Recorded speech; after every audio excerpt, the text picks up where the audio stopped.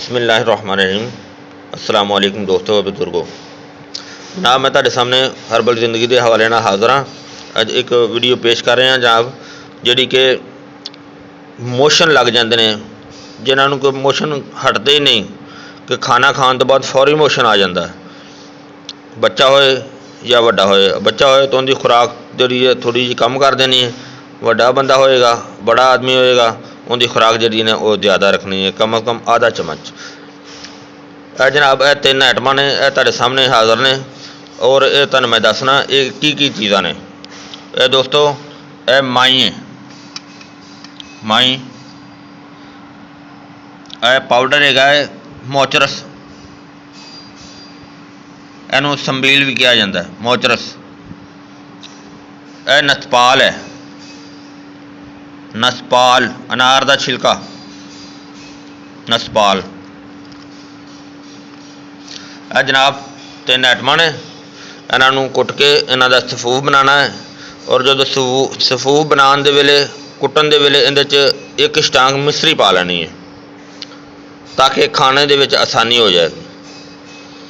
एक स्टांग मिश्री पा के तो फिर ये सारा सफूफ मिक्स कर लेना है, मुकम्मल हो जाएगा।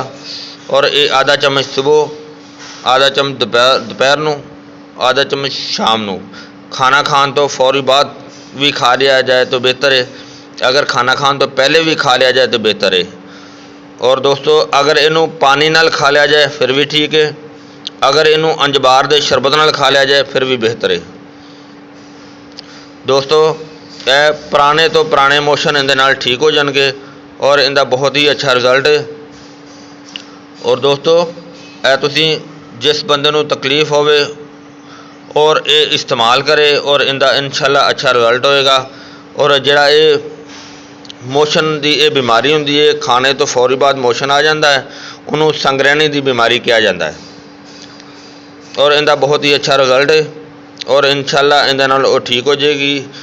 और इस दवाई के दौरान रोटी का परहेज़ कराया जाए, नरम ग़िज़ा इस्तेमाल की जाए और इंशाअल्लाह इनका बहुत ही अच्छा रिजल्ट होएगा। दोस्तों मैं हर्बल जिंदगी के हवाले नाल हाज़र हाँ, यह तुसीं इस्तेमाल करो। अगर ये वीडियो देख के इनका फ़ायदा हासिल करो और अगे भी शेयर करो और होर दोस्तों भी इस चीज़ का आगाह करो, दस्यो। और दोस्तों अगर तुहानूं वीडियो अच्छी लगे लाइक करो और इस दे नाल अगर कोई तुहानूं किसी मसले की जरूरत पेश होए तो वो तुसीं कमेंट करके मसला क्लीयर कर सकते हो, पूछ सकते हो। दोस्तों इस वीडियो के नाल हाज़र इजाज़त चाहांगा। अल्लाह हाफिज़। अस्सलाम वालेकुम वरहमतुल्लाह।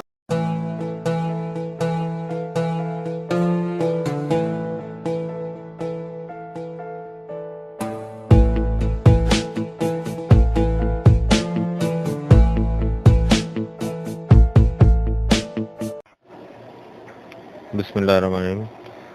दोस्तों तुहाडे सामने जिहड़ा तुसीं देख रहे हो इस वजह तो तस्वीरां जिहड़ियां तुहाडे सामने दित्तियां गईयां ने, इस वजह तो दई दियां ने तस्वीरां दे विच सारी शनाख्त कराई दी है कि जिहड़ी तुहाडी नॉलेज वास्ते, तुहाडी जानकारी वास्ते यह तस्वीरां दा फुल गए ने और यह तस्वीरां दा फल है।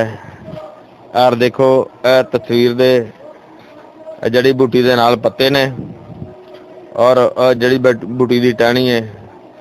देखो दोस्तों ये अल्लाह की शान है कि किसी जड़ी बूटी की